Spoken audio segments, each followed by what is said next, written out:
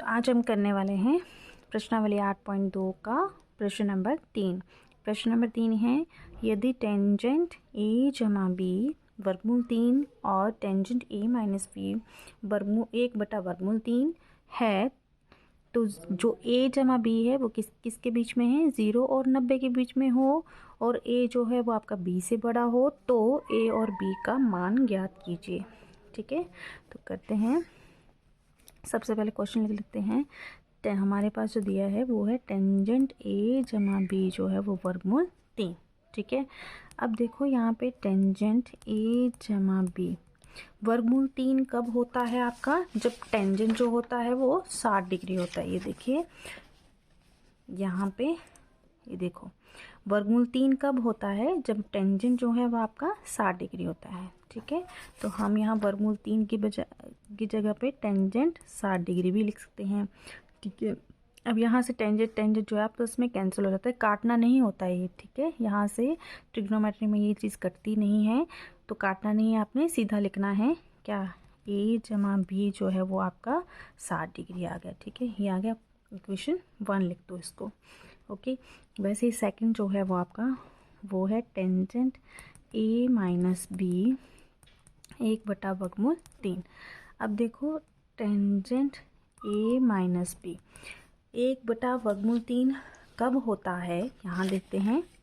जब ये देखिए, जब आपका 1/वर्गमूल 3 कब होता है, जब टेंजेंट जो होता है वो 30 डिग्री होता है। ठीक है, जब टेंजेंट आपका 30 डिग्री होता है, तो मैं यहाँ पे क्या लिख सकती हूँ, टेंजेंट 30 डिग्री।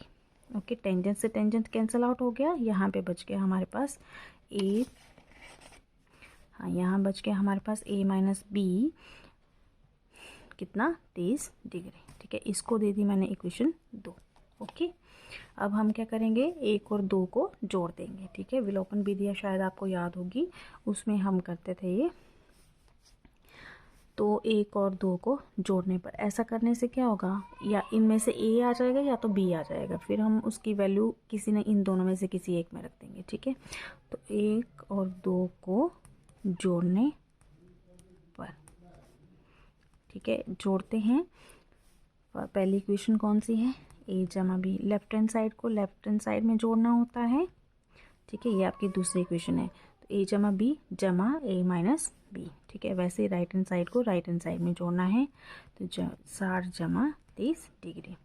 अब यहाँ पे देख रहे हैं तो बी ये प्लस का है, ये माइनस का है, कैंसल आउट हो गया।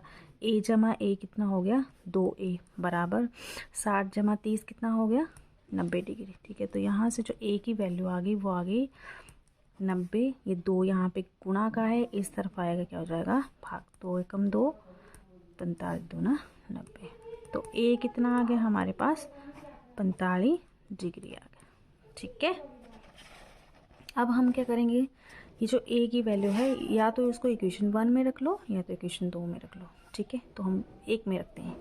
तो लिखना कैसे है, ए का मान 1 में रखने पर, ए का मान 1 में रखने पर, ठीक है, रखते हैं।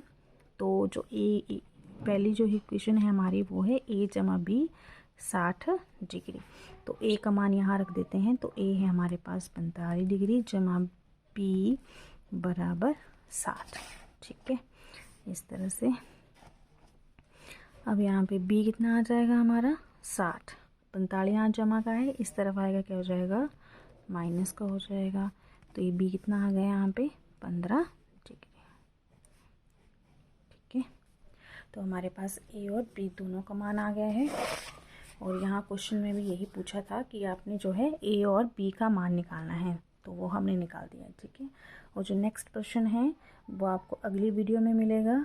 तब तक के लिए अपना ध्यान रखना है। धन्यवाद।